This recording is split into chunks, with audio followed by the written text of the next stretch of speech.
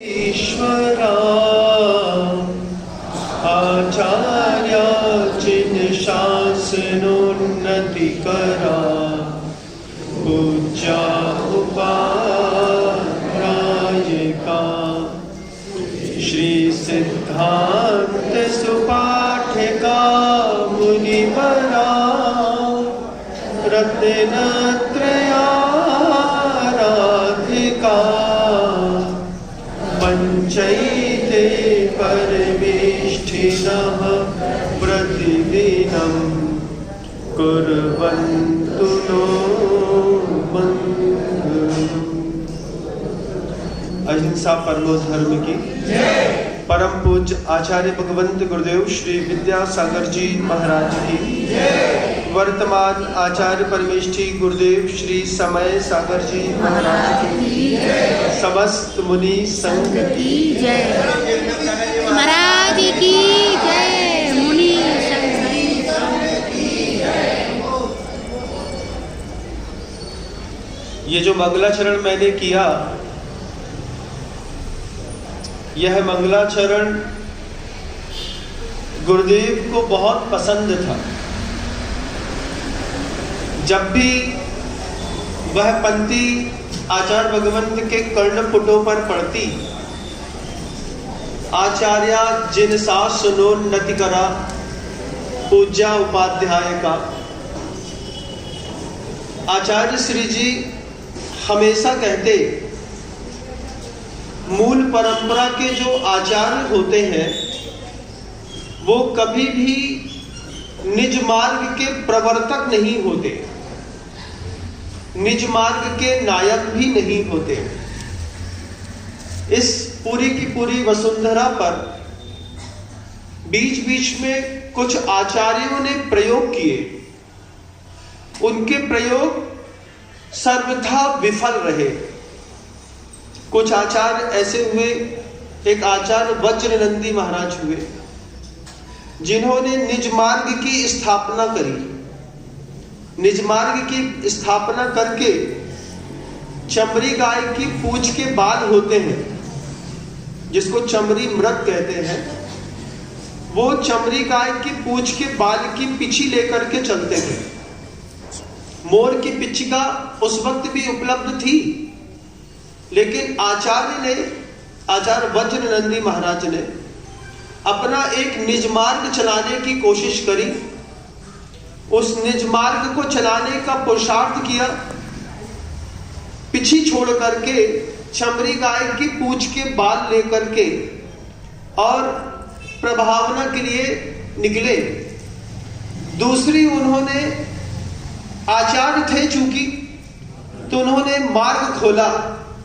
दिगंबर जैन साधु भी बैठ करके आहार कर सकता है, जबकि मूलाचार में आचार्य वट्टकेर महाराज ने स्पष्ट घोषणा करी है, जब तक जंघाओं में बल है तब तक एक श्रमण खड़े होकर के आहार ग्रहण करेगा। जिस दिन उसकी जंघा का बल टूट जाएगा, उस दिन वह आहार जल का आजीवन त्याग करके संलेखना का व्रत ग्रहण करेगा। लेकिन आचार्य वज्रनंदी ने बैठ करके साधुओं के लिए आहार का मार्ग खोला। 3 अणुव्रत होते हैं, गुणव्रत होते हैं, उन्होंने 6 गुणव्रत कहे। उसके साथ ही साथ जो है, स्त्रियों को पुनः दीक्षित किया। काठ की हांडी और स्त्री, एक बार तेल चढ़ता है दोबारा नहीं चढ़ता। आज भी देखते होंगे, स्त्रियों के पुनर्विवाह को समाज ने आज तक स्वीकृति नहीं दी। कुछ कारणवश मान लीजिए किसी आरिका का पद छोड़ना पड़ा, तो दोबारा उसको कभी किसी आचार्य ने आरिका नहीं बनाया। इस बात को आपको भी जानकारी होनी चाहिए। एक मुनि सम्यक दर्शन ज्ञान चारित्र से भ्रष्ट होने के बाद या फिर कारणवशात मार्ग छोड़ देता है, तो दोबारा किसी की मुनि दीक्षा तो थी, लेकिन स्त्रियों की पुनः आरिका दीक्षा नहीं थी। लेकिन आचार्य वज्रनंदी ने निज मार्ग चलाया। निज मार्ग को चला करके उन्होंने आर्यिकाओं की पुनः दीक्षा करी। क्षुल्लक कभी भी वीरचर्या नहीं कर सकते, अकेले स्वतंत्र जाकर के वीरचर्या कर ले। उस वीरचर्या के लिए क्षुल्लक को आगम ग्रंथों में मनाही है। आचार्य वज्रनंदी ने वो भी किया। निज मार्ग प्रारंभिक अवस्था में बड़ा मनमोहक लगता है। देखो हमने चलाया और चल गया, लेकिन उसकी धारा में प्रवाहता बहुत देर तक मिलती नहीं। आचार्य वज्रनंदी का पूरा संघ काष्ठा संघ कहलाने लगा। आज एक भी व्यक्ति उपलब्ध नहीं है उस निज मार्ग का प्रवाह करने के लिए, लेकिन मार्ग बनाया। बाद में आचार्य वज्रनंदी महाराज को भी समझ में आया होगा कि निज मार्ग चलाना आचार्यों के लिए बहुत घातक होता है। गुरुदेव को वो लाइन बहुत पसंद थी, आचार्य जिन शासनोन्नति करा। जिनेंद्र भगवान के शासन की उन्नति के लिए आचार्य अपनी जान दे देंगे, लेकिन कभी वो निज मार्ग के प्रवर्तक नहीं होते। आचार्य तीर्थ नायक नहीं होते, तीर्थ के प्रवर्तक होते हैं बंधु। तीर्थ के नायक तो तीर्थंकर परमेष्ठी होते हैं।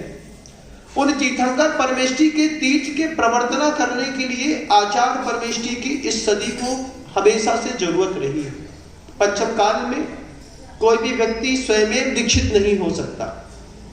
कोई आ जाए और जाकर के जंगल में केशरोच कर ले, पिछी कमंडल ले ले, ये स्वयंभू बना पंचम काल में मूलाचार में आचार्यों ने वर्ज कहा है। दीक्षा के लिए एक आचार्य परमेष्ठी की जरूरत पड़ेगी। और कैसे होते हैं वो आचार्य परमेष्ठी?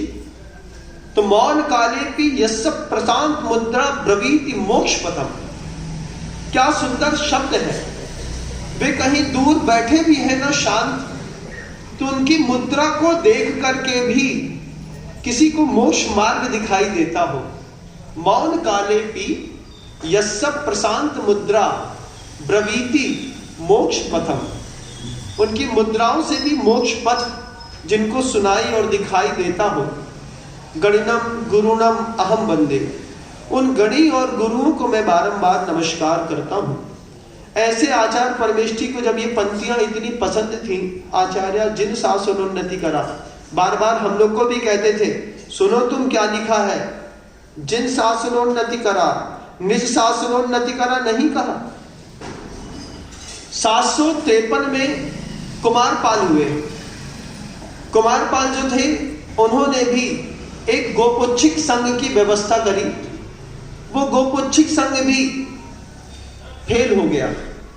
कहीं से कहीं तक चलाने की कोशिश भी करी, लेकिन वो संघ चला नहीं। कभी भी किसी भी आचार्य परमेष्ठी ने अपने किसी भी निज मार्ग को चलाने के लिए थोड़ी भी कवायद करी है, निज मार्ग या तो चला ही नहीं, या थोड़ा बहुत 2-4 कदम चला तो चल करके नष्ट हो गया। आचार्य भगवंत ने हमेशा तीर्थंकर परमेष्ठी के पवित्रतम मार्ग की प्रभावना करी। गुरुजी कहते थे कि इस पूरे के पूरे जैन शासन को कीर्ति मिली है तो 2 चीजों से, व्यवहार से और निश्चय से। पूरे के पूरे जैन शासन को कीर्ति मिली है, आज प्रसिद्ध है, आज लोग इसकी सुनते हैं, मानते हैं। तो इसके लिए दोनों तथ्य बड़े महत्वपूर्ण हैं, व्यवहार भी और निश्चय भी। हमारा व्यवहार इतना पवित्र रहा कि हमारे जिनालय में मिथ्या दृष्टि भी आया तो उसको भगवान क्या होता है उसको बिना कहे पता चल गया। इतने सुंदरतम गोमटेश्वर बाहुबली भगवान को देख लीजिए। सब में शिखर जी चले जाइए, गिरनार, चंपापुर, पावापुर, पुराने तीर्थ क्षेत्रों पे कहीं पर भी, खंडारगिरी में जाकर के देखिएगा, वहां मांगी तुंगी में जाकर के देखिए, और उड़ीसा में जाकर के उदयगिरी और खंडगिरी देखिएगा। जहां पर ग्वालियर में जाकर के देखिए पूर्वजों ने कितनी मेहनत करी थी। मैं तो सोचता हूं जब मैं पहली बार उदयगिरी खंडगिरी देख करके आया कि 1000 साधु सो सके ऐसी पाषाण की गुफाओं में तकिए का सिरहाना भी पाषाण का बना करके गृहस्थों ने एक एक हजार मुनिराज के लिए आवास दान देने की व्यवस्था करके वो इतिहास कभी रचा होगा, आज जाकर के दिखाई देता है। विशालकाय जिनबिंब पद्मासन में, खड्गासन में ये व्यवहार था। पूर्वजों ने, गृहस्थों ने इतनी मेहनत करी कि व्यवहार को इतना व्यवस्थित रखा कि आज उस व्यवहार का ही उदाहरण था कि कुंडलपुर के बड़े बाबा के मंदिर के साथ हजारों नाम, हजारों लोगों का धन, हजारों मां बहनों का मंगल सूत्र अमरत्व को प्राप्त हो गया। लोग चले जाते हैं, उनका दिया गया धन अमरता को प्राप्त हो गया। सदियां बदल जाएंगी, लेकिन पाषाण के ये बड़े बड़े जिनालय व्यवहार से कीर्ति को प्रस्फुटित करते रहे। सोचिए, छोटा सा कोई शिक्षक होगा, 25-30 हजार रुपए बचाए होंगे, उसने भी अपनी भक्ति दिखा करके आचार्य भगवत के चरणों में किसी ने 30,000, किसी ने 50,000, किसी ने 5100, किसी ने 1 लाख, तो किसी ने 11 करोड़, जिसने जितना भी दिया होगा, चढ़ाया होगा, गुरुवर के सामने समर्पण किया होगा, वे सारे के सारे लोगों का धन, उनका तन, उनका मन अमर हो गया। व्यवहार की खूबसूरती है, निश्चय की खूबसूरती है। हमें सिखाया गया है व्यक्ति का पुनर्जन्म होता है। निश्चय की खूबसूरती है, सिखाया गया है कि कभी आत्मा मरती नहीं है। निश्चय की खूबसूरती हमने देखी है कि कभी भी कहीं पर भी चले जाइए, त्रैकालिक वह जो आत्म तत्व है वह किसी प्रकार से दब नहीं सकता है। तो हम दोनों चीजें जानते हैं। आज गुरुवार का समाधि दिवस है। व्यवहार की आंख से देखता हूं तो आचार्य भगवंत का देह सूर्य हम सबके बीच में नहीं है, और निश्चय की आंख से देखता हूं तो आत्मा कभी मरती नहीं है। वो इस पर्याय को छोड़ करके देव की पर्याय में जाकर के लौकांतिक देव बनकर के वहां पर बैठे होंगे। और मैं तो कहता हूं इस बात को आप भी समझिएगा, उस शासन की खूबसूरती कि निश्चय क्या कहता है कि कल तक जब तक गुरुदेव हम सब के बीच में थे, तब तक गुरुवर के पास अवधि ज्ञान नहीं था। आज तो हमारे गुरुदेव के पास अवधि ज्ञान भी होगा, शक्तियां भी ज्यादा होंगी, और 58-57 सालों से लगातार जो धर्म ध्यान किया है, साधना करी है, तपस्या करी है, आत्म विश्लेषण किया है, कर्म की निर्जरा करी है, पर्याय बदलते साथ ही सब छूट नहीं जाता। वहां पर जाकर के भी जब वो देखते होंगे कि सृष्टि पर अभी भी लोग तीर्थ की शासन की स्थापना करने के लिए व्यवहार और निश्चय दोनों को समझ रहे हैं, तो क्या गुरुदेव वहां से माथे के ऊपर हाथ नहीं रखते होंगे, आशीर्वाद नहीं देते होंगे?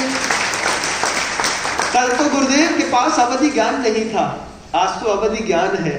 गुरु जी ऊपर से देखते होंगे तो बहुत अच्छा कह करके जो वहां से साधुवाद देते होंगे, उससे भी हमारे आपके जीवन की डोर बंधी हुई है। एक गुरु कभी मरता नहीं बंधुओं, मैं हमेशा कहता हूं गुरु हमेशा जिंदा रहता है। इस पूरी की पूरी जैन संस्कृति की जो परंपरा है, ये सिर्फ गुरुओं से नहीं चली, गुरु और शिष्य दोनों से चली है। तीर्थंकर पहले गुरु हुए, उनके शिष्य बने गणधर, फिर गणधर जो शिष्य थे वो प्रति गणधर के गुरु हुए, तो उनका कोई शिष्य बना, फिर उनका कोई शिष्य बना तो वो गुरु हुए। तो परंपरा को चलाया है गुरु और शिष्य दोनों ने मिलकर के। गुरुदेव के चेहरे पर एक अच्छा गुरु भी देखिएगा और एक अच्छा शिष्य भी देखिएगा। एक ही इंसान के दो चेहरे हैं, दोनों चेहरों में जब वो मुझे देखते हैं तो वो मुझे गुरु नजर आते हैं, और वो जब वो अपने गुरु को देखते होंगे तो उतना ही अच्छा शिष्यत्व की भी परिभाषा लिखी गुरुदेव ने। और 57-58 सालों तक लगातार उन्होंने सिर्फ जिन शासन को उन्नत किया, व्यवहार से भी और निश्चय से भी। व्यवहार सिखाया हम लोगों को, निश्चय भी बताया, किसी के लिए रोना नहीं, ये बात भी कही, और व्यवहार में आंसू की कीमत भी समझना, ये बात भी गुरुजी कहते रहे। गुरुजी कहते रहे जिस आंसू को बहा करके मुक्ति और मोक्ष मिलता है, उस आंसू को अपनी पीड़ा, दर्द, पत्नी, पुत्र, मकान के लिए कभी मत गिराना। तुम्हारे 2 आंसू की कीमत बहुत बड़ी है। गुरुजी हमेशा कहते थे हम लोगों से, 2 आंसू भक्ति के जब मंदिर में गिरते हैं ना, उसकी कीमत होती है। घर में गिरे आंसू मिट्टी में मिल करके बर्बाद हो जाते हैं। तो जिन आंसुओं से भगवान मिल सकते हैं, उसको मिट्टी में गिराने की कोई जरूरत नहीं है। छोटी छोटी चीजों पर घर के अंदर रह करके तुमने ऐसा कह दिया तो आंसू आ गए, तुमने ऐसा कह दिया तो आंसू आ गए, ऐसा रोना आचार्य भगवान को पसंद नहीं था। हम लोग भी कभी किसी बात पर आंसू निकल जाता तो कहते थे हमेशा छाती निकाल के, वीर का वंशज है, रोता है, शर्म नहीं आती तेरे को? हमने कहा रोते रहे। कभी आंसू निकलता था गुरुजी के सामने, बोले अपने आंसू की भी कीमत रखो, ये आंसू गंगा जल के जल से भी ज्यादा पवित्र है, बस पवित्र स्थान पर गिर जाएं, फिर जाकर के आंसू बलवती हो जाते हैं। जब कभी भी आचार्य भगवत हमेशा कहते थे कि मंदिर के अंदर आंसू गिराओगे कर्म निजरा का कारण बनेगा, और घर के अंदर आंसू गिरेगा तो कर्म बंद का। कर्म बंद नहीं करना। आज गुरुजी हम सबके बीच में नहीं है, लेकिन आचार्य श्री जी का दिया हुआ क्या कुछ नहीं है। आचार्य श्री जी एक बहुत बड़ी चीज कहते थे, आप सबको भी वो चीज सुनने और समझने लायक है। दान देना, सेवा करना, वैयावृत्ति करना, इससे भी ऊपर एक चीज होती है। पैसे के दान देने से भी ऊंची कोई चीज होती है। जब गुरुजी से पहली बार गुरुजी ने ऐसा कहा तो पूछा गुरुवर से, दान से बड़ी भी कोई चीज होती है? बोले हाँ, ये दान करने से, मंदिर बनाने से, पूजा करने से, प्रभावना करने से भी ऊंची एक चीज होती है। पूछा हम सब ने मिलकर के क्या? तो गुरुजी कहते थे, दक्षिण में एक कहानी चलती थी, जो वैदिकों के प्रवचन इत्यादि होते थे, उसमें कहानी चलती थी कि एक नदी थी, उस नदी में सुअर घुसता था। इधर से सुअर घुसता था और उधर से वो देवता बन करके निकलता था। तो लोग उस नदी में लगातार घुसते और वहां से देवता बन के निकलते। जब देखा कि इसमें नदी में सुअर घुसते हैं और वहां से देवता बन के निकलते हैं, तो बाद में गुरु जी से पूछा कौन सी नदी थी जिस नदी में सुअर घुसे तो वहां से देवता बनकर के निकले? आचार्य श्री जी कहते हैं, प्रायश्चित की नदी होती है, प्रायश्चित की नदी में सुअर घुसता है और देवता बनकर के बाहर निकलता है। ये जो ऊंची सोच, ये जो ऊंची दृष्टि और दृष्टिकोण गुरुवर का था, हम लोगों से सबसे कहा महाव्रत लेना आसान होता है, लेकिन अपने पाप को कन्फेस करना बहुत कठिन होता है। सबसे पहले पाप को कन्फेस करना सीखो। प्रायश्चित की नदी में अगर सुअर उतरेंगे तो देवता बनकर के निकलेंगे।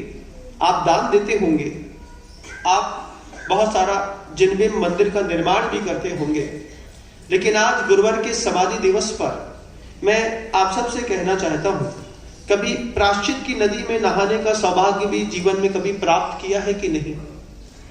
जीवन में क्या कुछ नहीं देखा होगा आपने, लेकिन अभी आपके जीवन में वो चीज नहीं घटी आज तक कि किसी जीवित आचार्य परमेष्ठी के चरणों में बैठ करके अपने जीवन का तुमने कभी पाप कहा हो।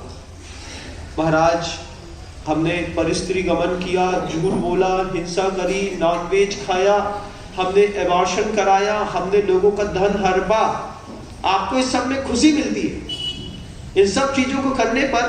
क्योंकि अगर खुशी नहीं मिलती तो संसार में पाप होता नहीं। पाप है तो कोई ना कोई तो करता ही है, ऐसा तो है नहीं कि बना के रख दिया है और निरुपयोगी है। तो कोई ना कोई की दृष्टि तो हिंसा, झूठ, चोरी, कुशील, परिग्रह, पाप, साध व्यसन, शिकार करना, शराब पीना, मद्य मांस मधु खाना, दुनिया भर के नॉन वेजों में अपनी दृष्टि लेकर के जाना, ये सब प्रत्यक्ष में या परोक्ष में किया हो। मुझे याद है बचपन में क्रीम रोल आता है ना, वो एक बाजार में मिलता है, वो ऐसा उसके अंदर एक पेस्ट्री मीठा मीठा भरा रहता है, क्रीम रोल कहते हैं ना, क्रीम रोल आता था। तो वो क्रीम रोल 5 रुपए का मिलता था, एक बड़ा सा बहुत बढ़िया। तो उसको मेरे को आदत पड़ गई, तो 3-4 cream roll 5 roll cream roll मैंने खा लिए। बाद में पता चला कि उसकी दुकान में जो भी मिलता है वो अंडे का मिलता है। तो क्रीम रोल जो बाजार में मिलते हैं खुसखुसे बढ़िया, ऊपर से एक पतली पतली पपड़ी छूटती रहती है ना, तो उसमें अंडा फेंट करके मिला देते हैं। तो जैसे ही पता चला कि अंडे का क्रीम रोल खाते हैं, खा गए हम 4-5, तो पता नहीं कौन से मुनिराज थे, लेकिन जाकर के प्रायश्चित लिया तो उस दिन बड़ा अच्छा लगा कि हमने कभी गलती से भी पाप किया है तो हम उसका प्रायश्चित ले लेते हैं। आप लोग 65, 70, 80 साल की उम्र के हो गए होंगे, कोई 45 का होगा, कोई 50 का होगा, कोई 55 का होगा। आंख बंद करके अपने आप से पूछिए, आज तक किसी आचार्य परमेष्ठी के सामने अपना कोई पाप कहा है? महाराज हमने तो पाप करे ही नहीं है, हम का कहिए, हमसे तो कछु कहते ही नहीं आए। आपने कोई पाप नहीं किया, बिना पाप के संपत्ति घर के अंदर अपने आप बढ़ गई, अपने आप 6-6 खंड के मकान बन गए बिना पाप किए। आदमी बिना हिंसा किए, तुम्हारा जीवन जो है ना वो किसी की मृत्यु पर टिका है, इस बात को ध्यान रखना। आचार्य भगवंत के शब्द हैं, तुम जिंदा रहते हो एक दिन, तुम्हारे एक दिन के जिंदा रहने के लिए कितनी मौतें होती हैं कि तुमने कभी आंखों से देखा नहीं। आंखों से देखो कि तुम्हारे जिंदा रहने के लिए कितनी मौतें होती हैं। सुबह सो करके उठते हो, जमीन में जैसे ही पैर रखते हो तो रात में जो ऑल आउट लगाया था उस ऑल आउट में मच्छर कमरे पे बिछे पड़े रहते हैं, उसी के ऊपर पैर रख करके निकल गए। अरे महाराज मच्छर अच्छर नहीं मरे, कहां लगे? जाकर के आंख खोल के देखो तो सही, देखोगे तो दिखेगा तुम्हारे जिंदा रहने के लिए कितने लोग जान गंवाते हैं। सो करके उठे, उठ करके पैर नीचे रखा, पैर के नीचे मच्छर मर गया, चींटी मर गई, लक्ष्मण रेखा खींची, कॉकरोच मर गए, पिंजरा फंसाया, आटे में जहर लगा दिया, चूहा मर गए। तुम्हारे जिंदा रहने के लिए, तुम्हारे जिंदा रहने के लिए तुमने 4 कदम चल करके बाथरूम में पहुंचे, अनछने पानी का गीजर था, भर भरा के तुमने खट्टे से चालू किया, पूरे के पूरे जीव उबल गए। पतली सी सुई होती है ना, उस सुई की नोक पे एक पानी की बिल्कुल पतली सी जो बूंद होती है, उसमें 36,450 जीव होते हैं। तुम्हारे लिए एक गीजर अनछना पानी उबला होगा, पूरे के पूरी चीज बिलबिला के मरे, लेकिन तुम्हें कभी लगता नहीं है कि इन सबको भी कन्फेस करना चाहिए। महाराज गृहस्थी में तो ये सब पाप होते ही रहे थे, ऐसा कह करके पाप को राजमार्ग मत मान लेना। होते रहते हैं, करते हैं और करना पड़ता है। दर्द पैदा करो अंदर। गुरुजी कहते थे, आचार्य श्री जी के जीवन में आने के बाद, मतलब जब गुरुवर मेरे जीवन में आए उसके बाद जीवन में संवेदनशीलता बढ़ी। ये संवेदनशीलता बढ़ाने वाले वे आचार्य परमेष्ठी। निर्दयी लोग की जिंदगी थी, उन्होंने बताया दया करना सीखो, क्षमा करना सीखो, करुणा करना सीखो। आज गुरुवर का दिनांक के हिसाब से समाधि दिवस है, गुरुवर समा गए अंदर। बाप के मरने के बाद बाप क्या सही में मर जाता है? बताओ। जिनके पिता मर गए हैं, जिनके पिता इस दुनिया में नहीं है, वो मेरी बात का जवाब देना। जिस दिन आपके पिता की मृत्यु हुई थी तो क्या पिता सही में मर गए? कि पिता के मरने के बाद पिता की एक एक बात याद आती होगी।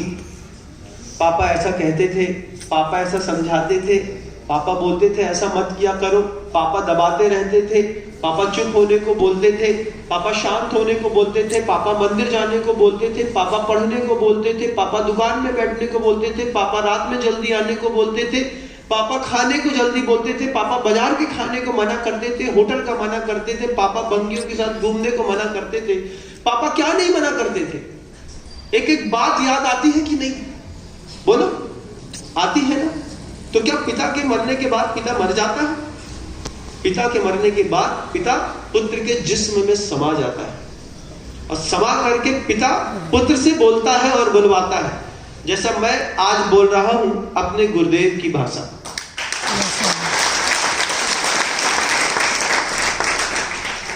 आचार्य भगवत हमेशा कहते थे कि जिस दिन दादा गुरु गए थे उस दिन वो गए नहीं, उसके बाद दादा गुरु भी मेरे अंदर समा गए। आज गुरुदेव और दादा गुरु दोनों, गुरुदेव श्री समय सागर जी महाराज श्री जी के अंदर समा गए और हम उनसे भी ज्यादा भाग्यवान हैं कि आचार्य समय सागर जी महाराज श्री जी के दिल में तो दादा गुरु ज्ञान सागर जी महाराज, गुरुदेव श्री विद्या सागर जी महाराज होंगे। उनसे ज्यादा किस्मत वाले हैं हम जैसे छोटे साधु कि हमारे दिल में तो दादा गुरु ज्ञान सागर जी महाराज श्री जी भी है, गुरुदेव श्री विद्या सागर जी महाराज भी है, गुरुदेव समय सागर जी महाराज श्री जी भी है। हमारी छाती में ज्यादा ताकत नहीं है, हमारी छाती में तीन बड़े बड़े आचार्य, और तीन ही क्यों, ऊपर के जितने भी मूल आचार्य जो परंपरागत अपने शौर्य का प्रदर्शन करके सृष्टि पर व्यवहार और निश्चय की भाषा को सिखा के, समझा के और दिखा के गए हैं, उन सब के चरणों का तो हम छोटे छोटे साधु दास बनकर के जीवन जीना पसंद करते हैं। दास बोध भी होता है कि हम किसके दास हैं, इस बात की हमको जानकारी होना चाहिए। आज जैनों की कीर्ति बढ़ी, वो आपके चोरी करने के कारण नहीं। जैन समाज के जितने लोग थे एक नंबर के टैक्स चोर निकले, एक नंबर के घपलेबाज निकले। अरे महाराज ऐसा माइक में नहीं बोलते। अच्छा बताओ, तुम लोग टैक्स की चोरी नहीं करते, जीएसटी नहीं बचाते? बचाते हैं महाराज। 18% देनी पड़ती है, 23% देनी पड़ती है, बहुत होता है। उसके बाद भी चोरी तुमने करी, उसके बाद भी तुम्हारे अचौर व्रत की अगर प्रतिष्ठा है, तुम झूठ बोलते हो, उसके बाद भी कोर्ट में जैनों की गवाही पहली बार में मानी जाती है। तुम अब्रह्म का सेवन करते हो, उसके बाद भी तुमको ईमानदार और सभ्य और शरीफ मान करके दूसरे घर के लोग अपनी बेटी तुम्हारे साथ छोड़ देते हैं। इसमें तुम कारण नहीं हो, इसमें तुम्हारा गुरु कारण है कि तुम्हारे गुरु ने सत्य की रक्षा करी, तुम्हारे गुरु ने आचार्य की रक्षा करी, तुम्हारे गुरु ने ब्रह्मचर्य पाला, तुम्हारा गुरु रोड पे दिगंबर घूमा, तुम्हारे गुरु ने केशलोच किया, तुम्हारे गुरु ने परिसर सहन किए, मेहनत करी गुरुदेव ने, और उसकी इज्जत किसको मिली? हमको और आपको। आपकी मेहनत का परिणाम नहीं है कि लोग आपको अच्छा समझते हैं। तीर्थंकरों की और आचार्यों की, मुनियों की मेहनत का परिणाम है कि लोग हमको आपको अच्छा समझते हैं। आपके अंदर के पाप अगर आईने में आप खुद देख लोगे ना तो घबरा जाओगे, उम्र कोई भी हो, लेकिन अपने ही पाप अपने ही आंखों से देखे नहीं जाते। साफ आईने में 3 मिनट भी खड़े रहेगा और अपना चेहरा देख लिया तो बहुत बड़ी बात है। साफ आईने में भी अपना चेहरा देखने की हिम्मत नहीं होती इंसान की, अंदर ही अंदर कुछ चलता रहता है। लेकिन उसके बाद भी पूरी कौम अगर इज्जतदार मानी जाती है तो बड़े बड़े आचार्यों की, साधुओं की मेहनत का परिणाम है। मेहनत उनने करी, इज्जत हमारी आपकी बढ़ी। अपने पुण्य का अनुभाग देने की कला आती है गुरु को। कितनी मेहनत करके उन्होंने इन जिन शासन में पूरी दुनिया में अकेले आचार्य परमेष्ठी ने नाम कमाया, और अपने पुण्य की शक्ति हम जैसे छोटे छोटे साधु को दे गए।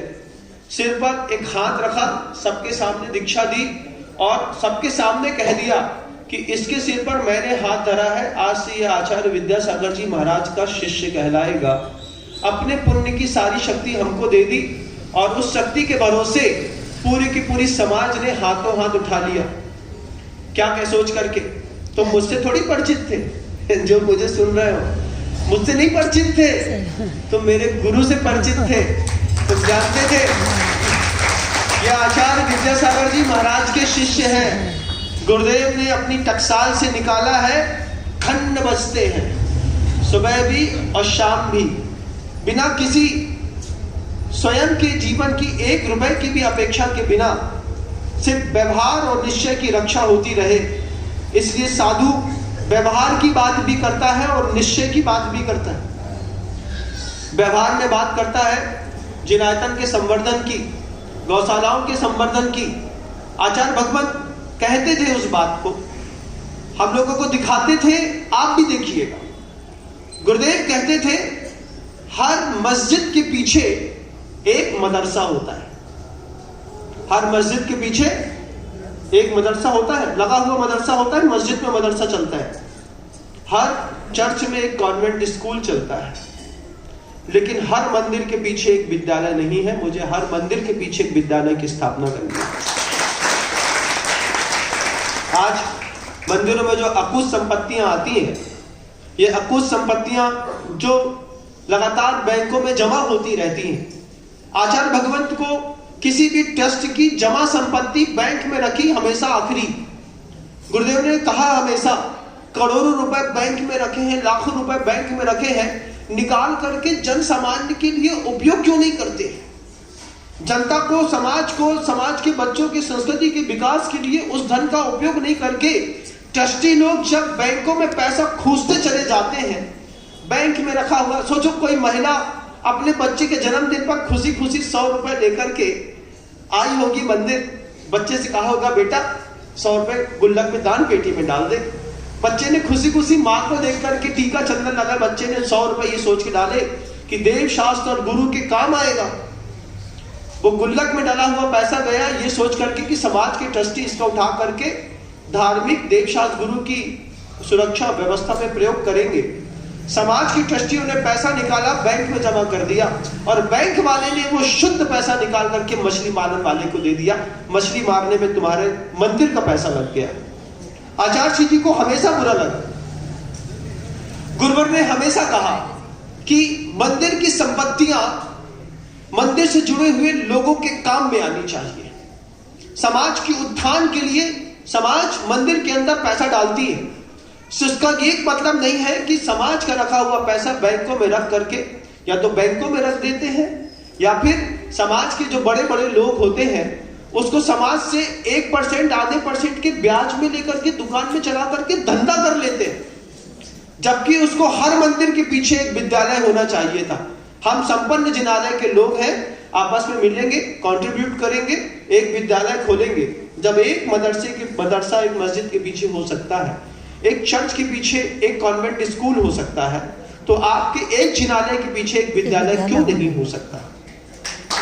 बताइए इस बात में हम किस मामले में पीछे हैं? जब पहली बार बंगाल में कॉन्वेंट स्कूल खोला गया था, वो कॉन्वेंट स्कूल चला नहीं, लोग उसमें कभी गए नहीं, लेकिन सोच का परिणाम था आज पूरी दुनिया का बच्चा सिर्फ कॉन्वेंट स्कूल में पढ़ना चाहता है। क्यों? वक्त पलटते देर थोड़ी लगती है। जब गुरुकुल में पढ़ने वाले लोग कॉन्वेंट में चले गए, तो अच्छे विद्यालय खुलने पर कॉन्वेंट में जाने वाले बच्चे फिर वापस अच्छे विद्यालय में आकर के अहिंसा परमो धर्मः कलौ एकता बलम परस्पर उपग्रहो जीवानाम सत्वेषु मैत्री सम्य दर्शन ज्ञान चारित्राणी मोक्ष मार्ग, इन सूत्रों को भी कभी सीख पाए, ये विचार रख करके आचार्य जी ने जो भी बड़ा तीर्थ बनाया, उस तीर्थ के बगल में एक विद्यालय जरूर बनाया। इसका सबसे अच्छा उदाहरण तो आप स्वयं इंदौर की रेवती रेंज में देख सकते हैं कि उन्होंने विद्यालय पहले बनाया। आचार्य भगवंत ने विद्यालय पहले बनाया, 2200 बच्चों की व्यवस्थाएं करी, बड़ी बिल्डिंग बनाई, हॉस्टल बनाया। उसके बाद कहा कि इसके सामने जिनालय बनाओ। तो जिनालय और विद्यालय का जब साथ में संबंध बनेगा, तो जिनालय में आने वाले लोग अपने बच्चे को उसी सुरम्य वातावरण में रख के विद्यालय में पढ़ाएंगे और अपनी समाज उठेगी। व्यवहार और निश्चय दोनों की जरूरत पड़ती है इस संसार में। उसी से कीर्ति है, व्यवहार से भी और निश्चय से भी। निश्चय से आत्मा शुद्ध है, बुद्ध है कहते रहो, काम नहीं होता, उसको व्यवहार में इंप्लीमेंट करना पड़ता है। चामुंडराय की मां को आंख बंद करने पर बाहुबली दिख रहे थे, आंख बंद करती थी तो अंदर दर्शन होते थे। बाहुबली भगवान की बहुत बड़ी प्रतिमा है, पोदनपुर में है, मुझे वहां देखना है उनके दर्शन करने। लेकिन चामुंडराय ने मां की आंखों के स्वप्न को हकीकत में बदल करके व्यवहार में एक प्रतिमा बनाई, और उस एक प्रतिमा के चक्कर में कितने लोग यहाँ पर भगवान बन गए, कितने सारे 1100 साल हो गया उस प्रतिमा को बने हुए। आज दुनिया भर से आदमी कितने विशुद्धि परिणाम के साथ निकलता है। भैया गोमटेश्वर जा रहे हैं, पापा गोमटेश्वर जा रहे हैं, बड़े ताऊ गोमटेश्वर जा रहे हैं, चाचा गोमटेश्वर जा रहे हैं। कहा भैया उधर कहा है तो प्रतिमा, लेकिन क्या विशुद्ध स्थान बढ़ता है। गोमटेश्वर बाहुबली भगवान के दर्शन करने जा रहे हैं। जिस इंसान ने बनाई होगी उसने भी नहीं सोचा होगा कि मेरी भावना युगों युगों तक इस तरीके के लोगों के मन के अंदर विशुद्ध स्थान बढ़ाती रहेगी। चामुंडराय को पता था क्या कि मैं जिस प्रतिमा को बना रहा हूं, यह प्रतिमा युगों युगों तक गाना गाएगी जैन शासन का? किसको पता था? चामुंडराय को भी नहीं पता था। उसके मन के अंदर तो बस एक भावना थी, मेरी मां ने आंख बंद करके एक सपना देखा है, मुझे उस सपने को पूरा करना है। चामुंडराय अपनी मां का सपना पूरा कर गया। हमारे गुरु ने 58 साल तक मध्य प्रदेश के अंदर रह करके जो सपना देखा था जैन शासन की उन्नति का, तो क्या हम सब मिलकर के अपने गुरु का सपना पूरा नहीं कर सकते? कर सकते, करते हैं और कर रहे हैं। लगातार लोग जुड़े हुए हैं, जुड़ रहे हैं। आज भी दादा कोमल चंद जी सामने उठ करके आए, उन्होंने एक बड़ी प्रतिमा रखने का सौभाग्य प्राप्त किया। धन कुबेरों की बस्ती है ये जैन कॉलोनी इंदौर। खरबपति लोग रहते हैं, अरबपति लोग रहते हैं, इतने धनाढ्य लोग रहते हैं कि ये चाहे तो एक इशारे पर एक एक मंदिर खुद बनाने की ताकत रखते हैं। इनकी अट्टालिकाएं देखता हूं बड़ी बड़ी, तो बस वो अट्टालिकाओं को देख करके लगता है पुण्य ने कितना पैसा दिया है। सुनो, अट्टालिकाएं देख करके लगता है पुण्य ने कितना पैसा दिया है, लेकिन वक्त कितना कम दिया है। तुमने 200 साल चलने वाला मकान बनाया है, लेकिन तुम्हारा खुद का ये शरीर का मकान 15 साल भी टिक जाए तो सौभाग्य की बात है। उसके बीच में कुछ ऐसा करिएगा, ऐसा विचार करिएगा हर मानस। विनम्र सागर महाराज के बारे में लोग बोलते हैं डरो मत। लोग ऐसा कहते हैं भैया इंदौर में दहशत का माहौल है, हर आदमी डरा हुआ है। क्यों? पैसा मांगने वाला एक साधु घूम रहा है।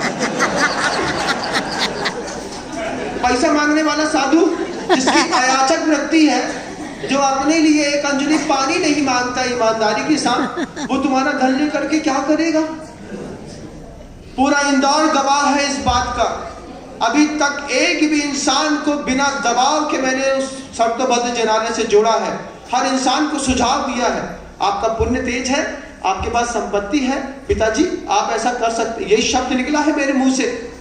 जब कभी भी मैंने अपने पिता की उम्र के किसी भी गृहस्थ को भी समझाया है, तो मैंने यही कहा है पिताजी आप रख सकते हो। भावनाओं के साथ जोड़ा है मैंने, कभी किसी के घर के अंदर डकैती नहीं डाली।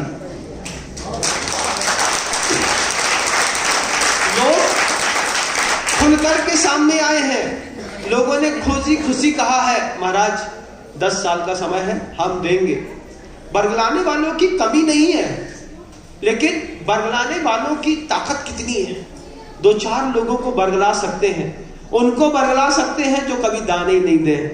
लेकिन जो दान देता है, दाता जिसको दान देने का एक आदत लग जाती है, उसको कोई भी बरगला नहीं सकता बंधु। उसको आदत है, वो कल देता था, आज देता है, कल भी आगे देगा। मैं तिलक नगर गया, उदय नगर गया, नंदा नगर गया, कॉलोनी गया, सुखलिया गया, समोशरण गया, हर आदमी ने मेरा माथा ऊंचा किया। हर आदमी ने कहा मुझसे गुरुदेव आप लीजिए, आपको जैसा आप चाहते हैं वैसा बनाइएगा। गलतियां होती हैं कार्यकर्ताओं से। गलतियां होने का मतलब ये नहीं होता कि काम ही नहीं होगा, काम तो होगा। जिस पर गुरुदेव श्री विद्यासागर जी महाराज जी का आशीर्वाद है, वो मंदिर भी बनेगा, वो इंसान भी बनेगा, दोनों बनेंगे मंदिर। अगर आपको लगता है कि आपके ऊपर आपके गुरु की छाया पड़ी है, आश्वस्त रहिएगा, जीवन में कभी विपत्तियां नहीं आएंगी, और विपत्तियां आ गई तो बहुत हल्के में होकर के रास्ता बदल के चुपचाप निकल जाएंगी। विपत्ति भी जानती होगी कि यहाँ पर गुरुदेव श्री विद्यासागर जी महाराज की छाया है। एक बार ऐसा हुआ, मेरी आंखें चढ़ी हुई थी, माथा गरम था, और किसी ने कहा कि नजर लग गई। गुरुजी पीछे से आ रहे थे, बोले जो मेरी नजर में है उसको क्या नजर लगेगी? किसी ने देखा नहीं।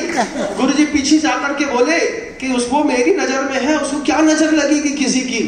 आचार्य जी ने हाथ छुआ, बोला बुखार आ गया है, गर्म पानी लेकर के आ जाना, शाम तक ठीक हो जाएगा। गया, तेज गर्म पानी 1.5-2 जग पी करके आया। शाम को अच्छा पसीना आया। शाम को भैया भक्ति करने गुरुजी कमरे में पहुंचा। गुरुजी बोलते नम्र कैसे? हमने कहा आचार्य जी आपने पहले ही बोल दिया था, मैं तो आपकी नजर में हूँ और मेरे नजरिए में सिर्फ आप हैं। आपने बोला था पानी लेके आना, पसीना उतर गया है, आपकी भैया भक्ति करना चाहता हूँ। आचार्य जी मुस्कुरा दिए, बोलते देखो वही तो होता है कि गुरु की आज्ञा को भगवान की आज्ञा समझ करके जीने वाले को दुनिया में कोई रोक नहीं सकता। आप सबका अतीब सौभाग्य है, आप सबका तीव्र पुण्य है। ये जैन कॉलोनी सिर्फ ऐसी नहीं है कि भोग विलासियों की है, तेज पुण्य है। तेज पुण्य के कारण चक्रवर्ती जैसा वैभव भोग रहे हैं, लेकिन सिर्फ अपने लिए मेहनत मत करिएगा, थोड़ी सी मेहनत करिएगा। इतनी सी मेहनत भी अगर आपने देवशास्त्र गुरु के लिए करी, महाराज अभी महाराज जी आए थे, उनका चातुर्मास हुआ था, 4 महीना उनको संभाला, उसके बाद बड़े महाराज जी आए थे, 5 दिन उनको संभाला, अब आपको संभाल रहे, हमारे बाद फिर कोई आएगा, आप उसको भी संभालना पड़ेगा, तो रो क्यों रहे हो? छाती को खुला करके बोलो महाराज घर के अंदर इतनी संपत्ति है, आप जैसे 1000 साधु आएंगे तो कभी भूखे नहीं जाएंगे। इसमें क्या बात हो गई? आपने जगह बनाई है, आपने अपना दिल खोला है, आपने अपनी ऐसी प्रभावना करी है कि बोलता है आदमी मुझे जैन कॉलोनी इंदौर जाना है, तो मेरा मन भी बोलता था, छाती सुनकर के तो चला आया। और आया तो कोई ऐसा थोड़ी कि हैरान परेशान हुआ, आते ही साथ ही धमाका किया।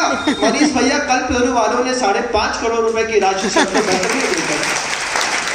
कमी थोड़ी है, कमी बिल्कुल भी नहीं है। बस अब आपको अपनी भूमिका बनानी है, आपको सोचनी है कि दुनिया भर के कद्दावर लोग जुड़ते चले जा रहे हैं। वो मनीष भैया कल्पतरु वाले कल हमारे पास कमरे की मेरी एक न एक दिन तो बनेगी। हमने कहा कैसे? बोले जब मेरी सगाई हुई थी तो वो जो मेरी पत्नी है ना, वो उसके साथ मैं मंदिर गया। मंदिर जाने पर जैसे मैं मंदिर पहुंचा तो पत्नी हुई नहीं, अब वो मुझसे बोलती है 100 का नोट दो। हमने कहा क्यों? हमने कभी मंदिर में पैसा डाला नहीं। वो मुझसे बोलती 100 का नोट दो, मंदिर की दान पेटी में डालना है। और जैसे ही मैंने उसको 100 का नोट दिया, उसने तुरंत दान पेटी में नोट डाल दिया। तभी मैं समझ गया था कि ये जिंदगी भर मुझसे दान करवाती रहेगी। और सोच समझ के फिर मैंने उससे शादी करी, और उसका कहा आज भी फल रहा है। आज मनीष भैया का खुद का अपना एक व्यक्तित्व है बंधुओं। वो क्या कहते हैं, जब पहली बार आपको देखा था और तभी मैंने सोच लिया था कि इतने बड़े गुरु के शिष्य हैं और हम जैसे सेठ आदमी से मांग रहे हैं, कुछ भी मांगेंगे मना नहीं करूंगा। और पहली बार में मैंने बड़ा मुंह फाड़ा, उन्हें पहली बार में जैसा मैंने कहा वैसा उन्होंने पूरा किया। आचार्य जी कहते थे हमेशा बंधुओं, मांगना निकृष्ट काम है। क्या है मांगना? क्या है? निकृष्ट काम है। निकृष्टता हो जाती है उस साधु की जो कभी किसी से कुछ चीज मांगता है, लेकिन फिर भी अयाचक वृत्ति का साधु याचना करता है, बोलता है देखो मंदिर के निमित्त से अपन को ऐसा करना चाहिए। मांगना निकृष्ट है। उससे भी निकृष्ट है जिससे मांगे और वो ना दे। हम तो निकृष्ट थे ही, चलो हमने माना कि हमने तुमसे मांगा, हमने तुमसे मांगा, हम नीचे हुए, और तुमने होते हुए भी नहीं दिया, तुम हमसे भी नीचे हुए। क्यों? था तो बहुत महाराज, लेकिन कैसे दे? हमसे नहीं छूटता।